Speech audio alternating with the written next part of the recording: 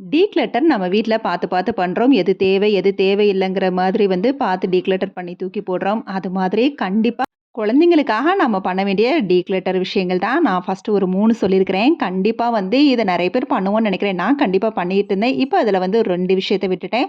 ஒரு விஷயம் மட்டும் கொஞ்சம் ட்ரை பண்ணிட்டு இருக்கிறேன். ஃபர்ஸ்ட்டு நம்ம பண்ண வேண்டியது தேவையில்லாததுக்கு கோவப்படுவோம். தேவையில்லாது கோவப்படுறது நம்மகிட்ட இருந்து தான் நெறைய தடவ குழந்தைங்க கத்துக்கிறாங்கன்னு நெனைக்கிறேன். ஃபார் எக்ஸாம்பிளுக்கு நம்ம தண்ணி கொட்டுறோம், ஏதாவது உடைக்கிறோம். அத நம்ம பண்றப்ப பேசாம இருப்போம். ஆனா குழந்தைங்க பண்ணிட்டா நம்மளுக்கு அவ்ளோ கோவம் வரும். இப்ப இருக்க ஜெனரேஷன்ல வெரி ஸ்மார்ட்டு. அத நம்மகிட்ட டக்குன்னு கேட்டுருவாங்க.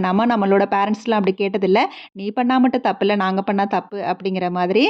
அதனால இந்த விஷயம் தேவையில்லாத ஒரு கோவம் தான். உடைச்சுட்டாங்க, இல்ல கொட்டிட்டாங்க அப்படின்னா, அந்த சமயம் கூலா ஹேண்டில் பண்ணுங்க. நான் ஃபர்ஸ்ட்டு அப்படிதான் இருந்தேன். என்னோட குழந்தைக்காக அத நான் மாத்திக்கிட்டேன். ஏன்னா அவன் என்னைய திருப்பி கேட்க ஆரம்பிச்சுட்டான் அதுக்காக. ஏன்னா, அந்த சமயம் நம்ம கோவப்பட்டு திட்டிட்டு நாம தான் அடுத்து ஃபீல் பண்ணிட்டு இருக்கணும். குழந்தைய திட்டிட்டோமே அப்படின்னு.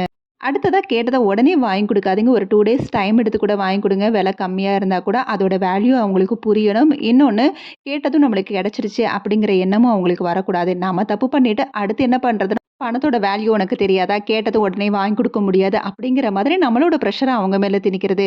பணத்தோட வேல்யூ இப்ப இருந்தே சேவிங்ஸ் மூலியமா கத்துக் குடுங்க. இன்னொன்னு இந்த விஷயத்த பண்ணு, பெஸ்ட்டா பண்ணு. நான் உனக்கு அத கிஃப்ட் பண்றேன் அப்படிங்கிற மாதிரி டைம் எடுத்து அந்த பொருள வாங்கி குடுக்கலாம். ஃபர்ஸ்ட்டு 2 கண்டிப்பா நான் விட்டுட்டேன்னே சொல்லலாம். அடுத்து சொல்லப்போற 3வது மொபைல் யூசேஜ் தான். மொபைல் யூசேஜ பொறுத்தவரைக்கும் மேக்ஸிமம் ஓரளவு குறைச்சாச்சு. பிள்ளைங்களோட டைம் அதிகமா ஸ்பெண்ட் பண்ணுங்க.